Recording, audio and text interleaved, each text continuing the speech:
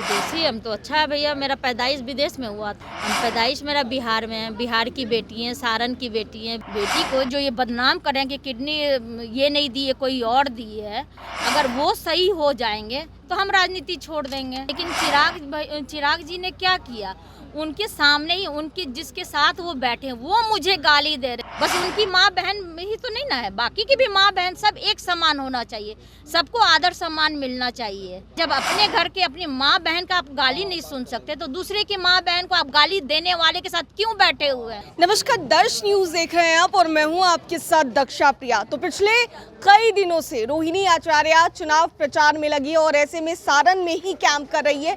कई दिनों से उनका कार्यक्रम जारी, आप देख सकते हैं तस्वीरों में किस तरीके से रोहिणी आचार्य एक एक कर लोगों से मिल रही है। लोगों का हुजूम जो है वो उमड़ रहा है उनको देखने के लिए। गांव के बच्चों से मिल रही है, गांव के लोगों से मुलाकात करती हुई नजर आ रही है और लोग जो हैं उन्हें बेतहाशा प्यार दे रहे हैं। देखिए किस तरीके से तस्वीरों में प्यार जो है वो रोहिणी आचार्य को मिल रहा है और एक एक कर लोगों से मिलती हुई नजर आ रही हैं। इनसे बात भी करेंगे।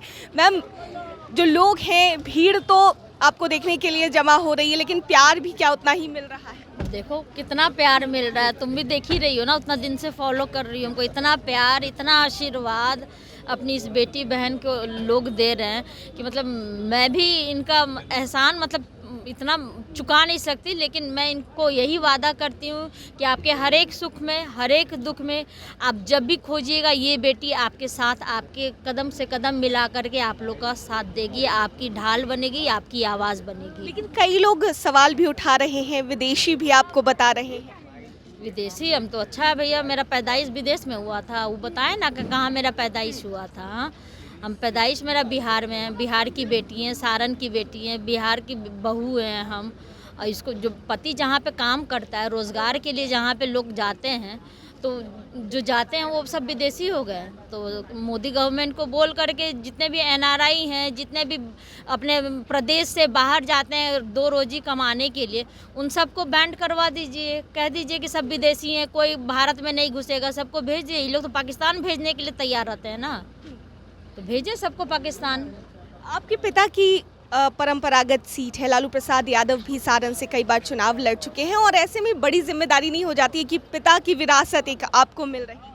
हाँ, ये मेरे पिताजी को जैसे सारण की जनता ने बनाया है, जैसे उनको मान सम्मान प्यार आज तक मतलब उनको मिल रहा है। और पिताजी ने भी जब जब उनको मौका मिला सारण की जनता के लिए हमेशा उन्होंने काम किया है।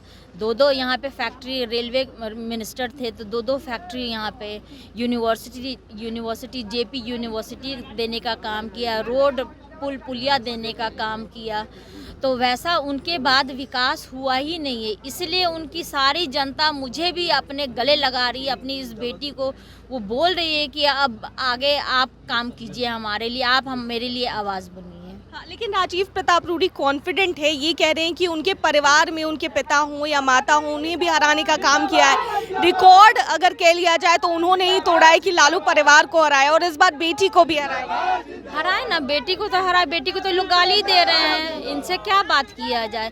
इनका तो काम है बेटी महिलाओं को गाली देना, बेटी महिलाओं को सजा धजा के। यही राजीव प्रताप रूडी अंकल बोलते हैं कि बेटी को शादी ब्याह सजा धजा के घर में बैठाना चाहिए। तो इनका तो काम ही है बेटी बहन लोग को गाली देना, बेटी लोग को आगे नहीं बढ़ने देखना चाहते हैं ये लोग क्या बात करेंगे। ये लोग तो बलात्कारी लोग हैं, बलात्कारियों लोग का साथ देते हैं। जो बेटी के सम्मान के लिए बेटी पे अत्याचार हो रहा उसके लिए तो इनका मुंह नहीं खुलता है। बस ये सिर्फ लालू यादव, लालू परिवार, लालू की बेटी को गाली दो, लालू यादव को गाली दो, यही काम में ये लोग लगे हुए हैं। आपने किडनी दी, उसको लेकर भी कई तरह के सवाल उठे कि आप प्रूफ करिए कि किडनी कहाँ दी है, केवल चुनाव प्रचार का एक तरीका है, इस तरीके से कहा जा रहा है। हाँ वही तो, हम तो अपना बेटी धर्म निभाएं।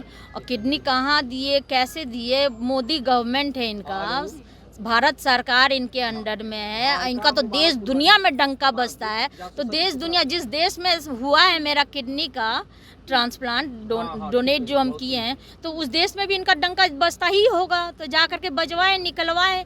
अगर हम झूठे निकल गए तो ये मोदी गवर्नमेंट अपना सबको इस्तीफा देगा। और जो ये बात बकवास जो ओछी बातें बोली, आके मेरे पैर पे हाथ नाक रगड़ेगा कि बेटी गलत हुआ है मेरे साथ। हाँ, बेटी को जो ये बदनाम करें कि किडनी ये नहीं दी है, कोई और दी है, अगर वो सही हो जाएंगे तो हम राजनीति छोड़ देंगे।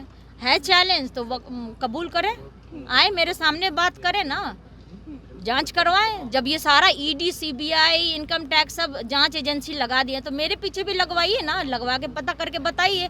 ये मेरा चैलेंज है, चैलेंज एक्सेप्ट कीजिए। कल ही बताइए पूरे देश दुनिया को कि किसने किडनी दिया। एक आखिरी सवाल मैम, चिराग पासवान की अगर बात करें तो जमुई में तेजस्वी यादव वहां गए थे अर्चना रविदास के लिए, वो प्रचार प्रसार कर रहे थे। ऐसे में नीचे में चिराग पासवान की मां बहन को गालियां दे रहे थे कुछ समर्थक आरजेडी के, और इसको लेकर चिराग पासवान ने काफ़ी दुख जताया और कहा कि तेजस्वी मेरे छोटे भाई है, राबड़ी देवी मेरी माँ है, अगर उनकी माँ के बारे में ऐसा कहा जाता तो मैं ज़रूर विरोध करता, जवाब देता, उन लोगों को जवाब देना चाहिए था तेजस्वी यादव। नहीं, सही बात बोल रहे हैं। कोई भी, किसी की भी माँ बहन हो, बेटी हो, कभी उसके ऊपर कुछ भी ओछी बातें नहीं करनी चाहिए, रिस्पेक्ट करना चाहिए। हमारी लड़ाई होती है इसी बात को लेकर के कि आप लोग महिलाओं का सम्मान कीजिए। मेरी भी वही लड़ाई है। और जहाँ चिराग की बात हो रही है, उनकी भी माँ मेरी माँ जैसी हैं। हाँ, उनकी भी बहनें मेरी जैसी हैं। लेकिन चिराग जी ने क्या किया, उनके सामने ही, उनके जिसके साथ वो बैठे हैं वो मुझे गाली दे रहे हैं। वो बोल रहे हैं कि वो मैंने किडनी नहीं दिया, ये नौटंकी है राजनीति में आने के लिए। तो वो क्यों नहीं मुंह खोल करके उनका जवाब दे रहे हैं? क्यों जब इस बहन के लिए वो चुप्पी साधे हुए हैं, तो फिर वो कैसे एक्सपेक्ट करते हैं कि दूसरा लोग भी उनके लिए जवाब दे?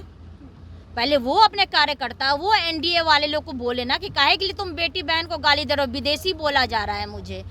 तो ये चिराग को बोलना चाहिए ना कि बहन है मेरी, विदेशी कैसी हो गई, किडनी दी है, डोनेट किए हैं, तो इस पे जांच एजेंसी करवा ले, किसने किडनी दिया करवा ले। तो फिर वो क्यों चुप हो जाते हैं? हमारे भी परिवार को बचपन से हम सुनते आ रहे हैं, सबको गाली गलौज किया जाता है। ये लोग सारे बीजेपी वाले, सारे एनडीए वाले गाली देते, तब तो किसी का मुंह नहीं खुलता है। तब तो आ जाते हैं मीडिया में बैठ करके गाली गलौज करने के लिए, तब तो उसमें बहुत वाहवाही हो जाती है। और मेरा ही छोड़िए ना भाई, मणिपुर की बेटियों के साथ नंगा नाच जो कराया गया, बालिका गृह में हुआ, उन्नाव में हुआ, तब तो इनका तो मुंह नहीं खुला। पहलवान बहनों के साथ हुआ अत्याचार, उसको तो ये लोग गले लगाने का काम करते। तो फिर कैसे ये बात बोलते हैं कि इनको बोलना चाहिए, उनको बोलना चाहिए?